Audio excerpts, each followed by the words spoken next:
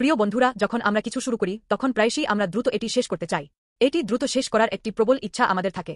তবে এমন অধৈর্যতা কখনও কখনও আমাদের জীবনে ব্যর্থতার কারণ হতে পারে। কারণ অল্প সময়ের মধ্যে খুব বেশি কিছু অর্জন করা যায় না। বাইবেল পুঙ্খানুপুঙ্খভাবে সলোমনের মন্দির নির্মাণের প্রক্রিয়া বর্ণনা করে। এটি মন্দিরের অভ্যন্তরভাগ সিডার কাঠ দিয়ে রেখাঙ্কিত করা, এর মেঝে সাইপ্রেস কাঠ দিয়ে তৈরি করা এবং অতি পবিত্র স্থানকে পবিত্র স্থান থেকে আলাদা করার মতো জটিল কাজগুলির বিবরণ দেয়।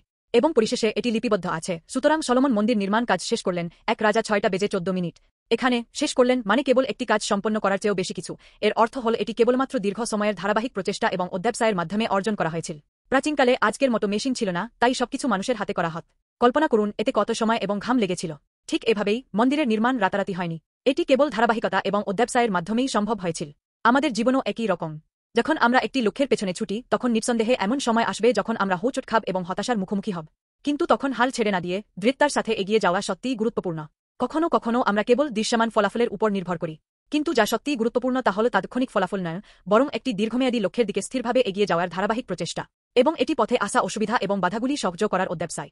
এটি একটি বীজ রোপণ করা, তাতে জল দেওয়া এবং ধৈর্য ধরে ফল ধরার জন্য অপেক্ষা করার মতো। যিশু এই পৃথিবীতে এসেছিলেন এবং ধারাবাহিকতা ও অধ্যাবসায়ের মাধ্যমে আমাদের পরিত্রাণ সম্পন্ন করেছিলেন। তিনি আমাদের জন্য আমাদের সমস্ত পাপ বহন করেছিলেন এবং ক্রুশবিদ্ধ হয়েছিলেন। এবং তৃতীয় দিনে তিনি আবার জীবিত হলেন। আমরা যে মৃত্যুর যোগ্য ছিলাম তা গ্রহণ করার জন্য এবং আমরা অনন্ত জীবন পাই তা নিশ্চিত করার জন্য যিশু অটল ধৈর্যের সাথে এই চমৎকার কাজটি সম্পন্ন করেছিলেন। সলোমন ঈশ্বরের মন্দির সম্পূর্ণ করার মতো যিশু আমাদের জন্য পরিত্রাণ সম্পূর্ণরূপে সম্পন্ন করেছেন। আমরা দেখতে যেমনই হই না কেন, আমাদের অতীত যেমনই হোক না কেন, যিশু আমাদের ভালবাসেন এবং আমাদের যেমন আছি তেমনই গ্রহণ করেন। আমাদের যা করতে হবে তা হল কেবল যিশুতে বিশ্বাস করা এবং তাকে আমাদের ত্রাণকর্তা হিসাবে গ্রহণ করা। এখনও যিশু আমাদের অবিচ্ছিন্নভাবে ভালোবাসেন, ধৈর্য ধরে আমাদের সাথে সহযোগ করেন এবং আমাদের জীবনে ঈশ্বরের পরিকল্পনা পূরণ করার জন্য অনেক উপায়ে কাজ করেন।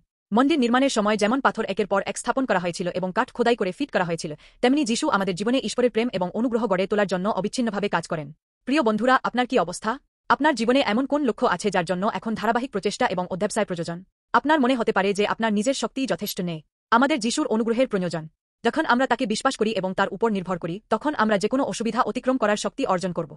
আজ এবং ভবিষ্যতে আপনি আপনার জীবনে যিশুর ধারাবাহিক প্রেম এবং অনুগ্রহের অভিজ্ঞতা লাভ করার সাথে সাথে আপনার জীবন নিশ্চিতভাবেই সুন্দর ফল দেবে।